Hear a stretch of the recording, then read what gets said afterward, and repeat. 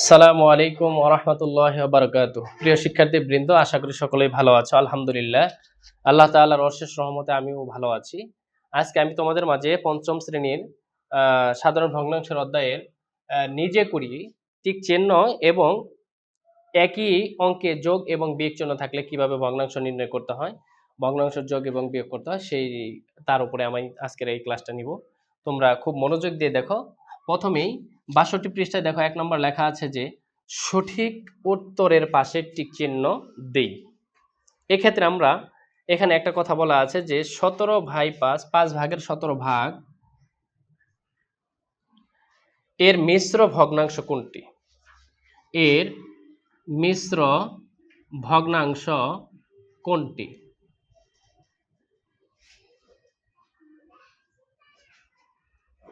এর মিশ্র ভগ্নাংশ কোনটি? এটা হচ্ছে আমাদের ডাক। আমরা শুধু উত্তরটা বের করব, বাকিগুলো তোমরা আপনা আপনি বাদ করে দিবে। কিভাবে এটাকে মিশ্র ভগ্নাংশ বানাতে হবে খেয়াল করো। অপ্রকৃত ভগ্নাংশ যেহেতু দেওয়া আছে, এটাকে আমরা মিশ্র বানাবো। তাহলে ৫ দ্বারা ১৭কে ভাগ করতে হবে। ৫ কে ৫, ৫ দোকানে ১০, ৩ ৫ ১৫, ৩ নিচে লিখবো ১৫।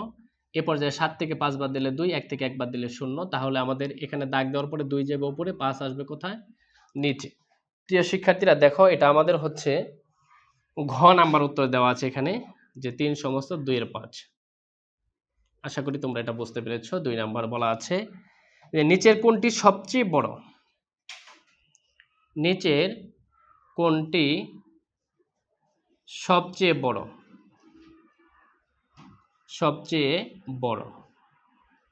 এক্ষেত্রে আমি সবগুলো লিখে দিচ্ছি এবং তোমাদেরকে বুঝিয়ে দিব। ক নাম্বার, খ নাম্বার, গ নাম্বার, ঘ নাম্বার। দেখো প্রিয় শিক্ষার্থীরা, আমরা ক্লাস 4-এ তোমাদেরকে করিয়েছিলাম যে যদি ভগ্নাংশের লবগুলো একই থাকে, দেখো এটা একটা ভগ্নাংশ, লব ৩, এটার ৩, এটার ৩, এটার ৩, সবগুলোর লবই ৩। লব ভগ্নাংশগুলো লব যদি একই থাকে, তাহলে যে ভগ্নাংশের হর ছোট সেটির মান হচ্ছে বড়। তাহলে দেখো এটা লব ৩, ৩, ৩, ৩।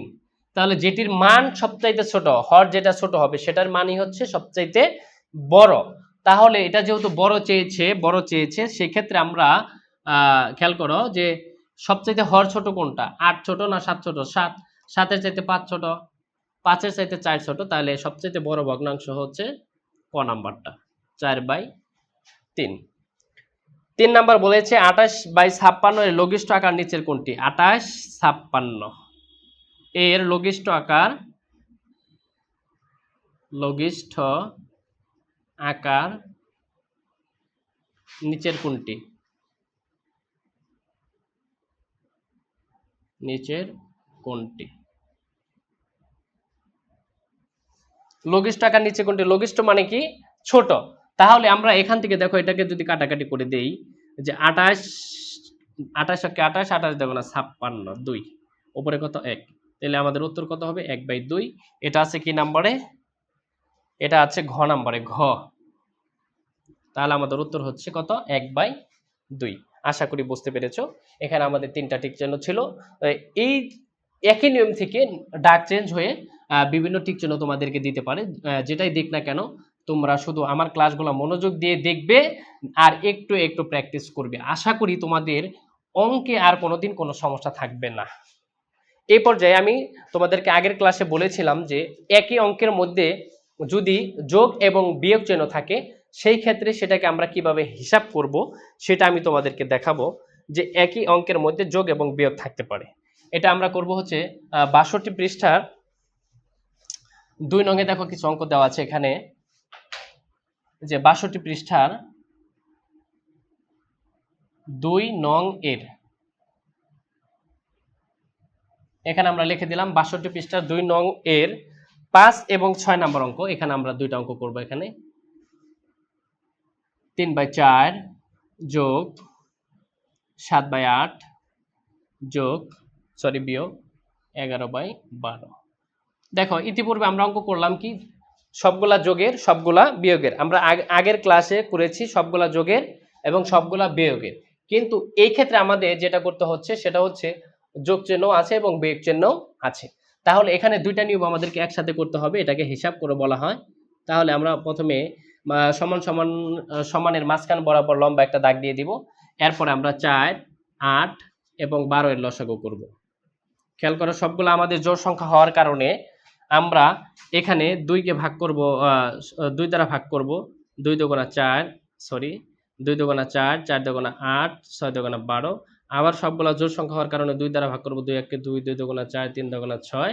আর ভাগ করা যায় না, এক্ষেত্রে আমরা লিখব 2 গুণন 2 গুণন 2 গুণ, সরি 3। আমরা লিখব 2 গুণ 2 গুণ 2 গুণ 3। তাহলে দেখো 3 দুগুণা 6, 6 দুগুণা 12, 12 দুগুণা আমাদের কত হবে 24।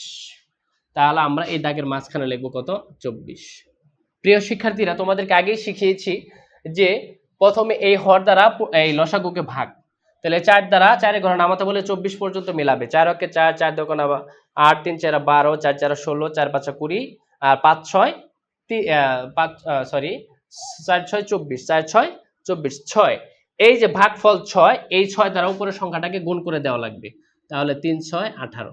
কি চিহ্ন আছে? যোগ। তাহলে আমরা যোগ চিহ্ন দেব। 8 দ্বারা ভাগ করো 24 কে, 8 কে 8, 8 দুগুণা 16, 3 8 24, 3 দ্বারা ভাগ করতে গুণ করতে হবে 7 কে, 3 7 21। কি চিহ্ন আছে? বিয়োগ। বিয়োগ থাকলে বিয়োগ দিবে, যোগ থাকলে যোগ দিবে। 12 দ্বারা 24 কে ভাগ করো, 12 কে 12, 12 দুগুণা 24 কত হবে 2। 2 দ্বারা যদি আমরা 11 কে গুণ করি, 11 দুগুণা কত হবে আমাদের 22। তাহলে আমরা নিচে লিখব কত 24।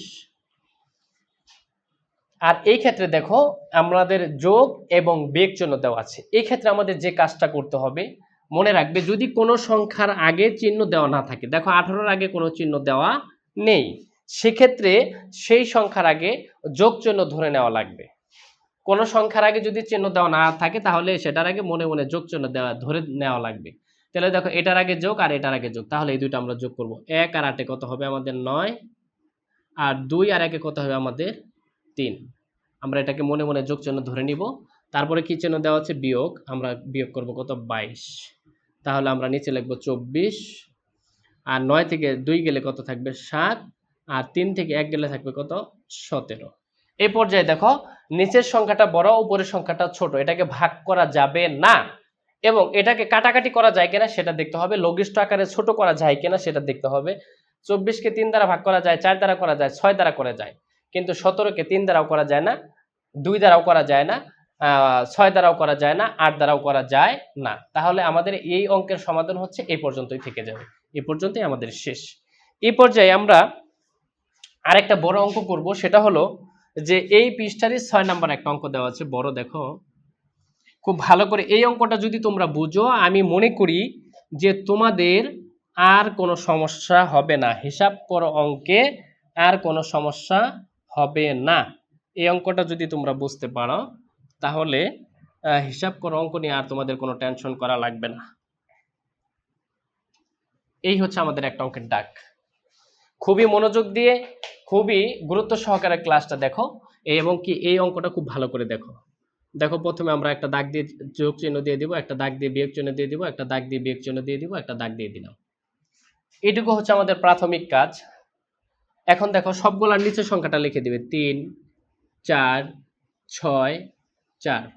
এখানে উপরে আমরা 3 লিখে দিতে পারি, যেহেতু ওটার মধ্যে কোনো আমাদের কাজ নেই। এক্ষেত্রে কাজ হচ্ছে হর দ্বারা পূর্ণ সংখ্যাকে গুণ, 3 অক্ষে 3 আর লবটাকে যোগ করে দিতে হবে। 3 আর 1 কত 4। হর দ্বারা পূর্ণ সংখ্যারে গুণ, 3 4 12, 12 আর 1 কত হবে 13। হর দ্বারা পূর্ণ সংখ্যারে গুণ, 6 2 12, 12 আর 5 যোগ করলে কত হবে 17। নিচে 4 ছিল 4, উপরে 3 ছিল 3। এখন দেখো সবগুলো দেখতে একই রকম হয়ে গেছে। এক্ষেত্রে আমরা লম্বা একটা দাগ টেনে দেব। এরপর আমরা লিখব 3 4 4 6 এর লসাগু বের করতে হবে। দেখো সবগুলা জোড় সংখ্যা, একটা শুধু 3 বাদে। তাহলে 3 থেকে যাবে 2 2 4, 2 2 4, 3 2 6। এবার আবার 2 দ্বারা দাও, 3 1 1 3। এবার 3 দ্বারা দাও, 1 1 1 3 1 3। তাহলে 3 2 6, 6 2 12। তাহলে আমাদের লসাগু হচ্ছে কত 12। প্রিয় শিক্ষার্থীরা, আমাদের কাজটা কি, যে এই হর দ্বারা পূর্ণ সংখ্যা লসাগুরে ভাগ। তাহলে 3 দ্বারা যদি আমরা 12 কে ভাগ করি আমাদের হবে কত 4, 3 4 12। 4 দ্বারা 4 কে গুণ করলে কত হবে 16, যোগ 4 দ্বারা 12 ভাগ করলে কত হবে 3, 3 দ্বারা 13 গুণ করলে কত হবে 3 13 39 বিয়োগ 6 দ্বারা 12 ভাগ করলে 6 অক্ষে 6 6 দুগুণে 12 2, 2 দ্বারা 17 গুণ করলে 17 দুগুণে 34 বিয়োগ 4 দ্বারা 12 ভাগ করলে কত হবে 3, 3 দ্বারা 3 কে গুণ করলে কত হবে 3 3 কে 9। এই পর্যায়ে প্রিয় শিক্ষার্থীরা খেয়াল করো, আগেই বলেছিলাম যদি কোনো সংখ্যার আগে চিহ্ন না থাকে তাহলে যোগ চিহ্ন ধরে নিতে হবে। এখানে আমরা যোগ চিহ্ন যদি ধরে নেই তাহলে 9 আর 6 কত 15 আর 5 হাতে আমার 1, 1 আর 3 এ 4, 4 আর 1 এ কত 5। তাহলে খেয়াল করো প্রিয় শিক্ষার্থীরা, এখানে আমরা পেয়ে গেলাম কত, দুইটা যোগ করে 55। এক্ষেত্রে একটা লাইন যদি তোমরা বেশি করো তারপরে আর ভুল হওয়ার কোনো সম্ভাবনা থাকবে না। এই অঙ্কটা খুব মনোযোগ দিয়ে খেয়াল করবে। যদি দুইটা সংখ্যার মাঝে বিয়োগ চিহ্ন থাকে তাহলে আমরা প্রথমে বিয়োগ চিহ্ন দিব, এরপর আমরা বন্ধনী দিব। দুইটা সংখ্যার মধ্যে যদি বিয়োগ চিহ্ন থাকে তাহলে আমরা বিয়োগ চিহ্ন বসানোর পরে আমরা কি করব, একটা বন্ধনী দিব।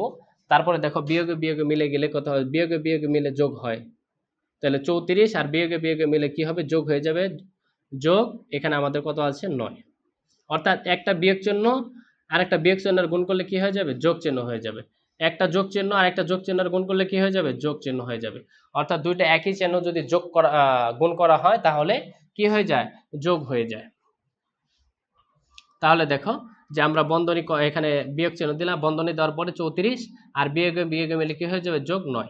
এক্ষেত্রে আমাদের যে কাজটা করতে হবে 12, আর এখানে আমরা লিখবো 55 বিয়োগ এই 34 আর 9 যোগ করলে 9 আর 4 কত 13, 3 হাত আমার 1, 1 আর 3 কত 4, 43। এ পর্যায়ে দেখো নিচে আমাদের করতে হচ্ছে 12, আর 5 থেকে 3 বাদ দিলে 2, আর 5 থেকে 4 বাদ দিলে কত 1, নিচে 12 উপরে 12। 12 দ্বারা যদি আমরা 12কে ভাগ করি, 12 কে 12, আমরা আগের একটা ক্লাসে দেখিয়েছিলাম যে 100 দ্বারা 100কে ভাগ করলে ভাগফল কত 1, 5 দ্বারা 5কে ভাগ করলে ভাগফল কত 1, 3 দ্বারা 3কে ভাগ করলে ভাগফল কত 1। অনুরূপভাবে 12 দ্বারা 12কে ভাগ করলেও ভাগফল আমাদের কত হবে 1। আশা করি প্রিয় শিক্ষার্থীরা তোমরা এই অঙ্কটাও বুঝতে পেরেছো। তো এই সবগুলো অঙ্ক তোমরা উঠিয়ে নাও এবং খুবই গুরুত্ব সহকারে তোমরা এই অঙ্কগুলো করবে।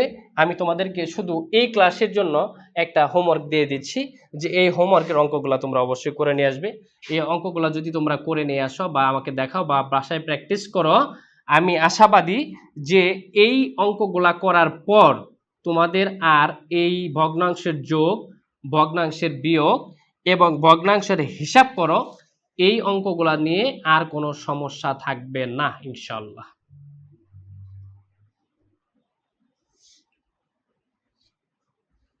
এক থেকে 6 পর্যন্ত এই 6টা অঙ্ক তোমরা অবশ্যই বাড়ি কাজ করবে, বাড়ি কাজ করে আমাকে দেখাবে।